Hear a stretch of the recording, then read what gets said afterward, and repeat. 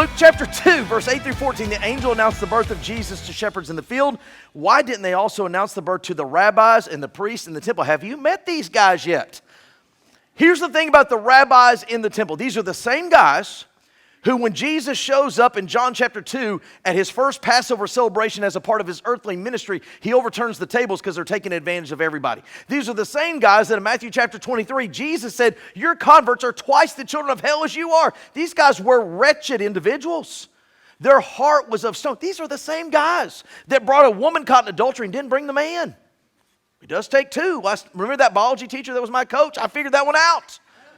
In other words, what you see in the, quote, Christmas story is kind of like we talked about today in verse 7 about, quote, room in the inn.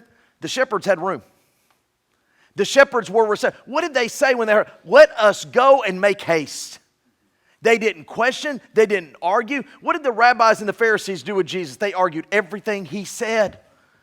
And so again, here's the problem with the rabbis and the priests. They had the scriptures memorized. They knew every one of the 48 prophecies. It was sitting in front of their face and they couldn't see it. The shepherds, nothing against shepherds, but in historical context were probably illiterate.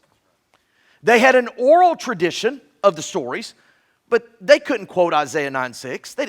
They couldn't do it. If you'd given them a scroll of Isaiah and say read, they couldn't have done it. But how did they respond to it? They said, all right, let's go. And one of the things we discover is the Lord oftentimes comes to those who are willing to receive, not just those that got a whole lot of knowledge between the ears. Those rabbis had all the scriptures, they had all the prophecies, and they missed it. They're the same guys, let me remind you, who when Jesus is up against Barabbas said, give us Barabbas. Hello. I mean, these guys were a struggle on all accounts and in every facet. Thanks for being a part of today's daily question. Now, we answer a question each and every day. Please feel free to submit a new question at AskJeff.net. We may not have gotten to yours today, but we eventually will continue to be a part of this. Subscribe so you don't miss out on a question every day.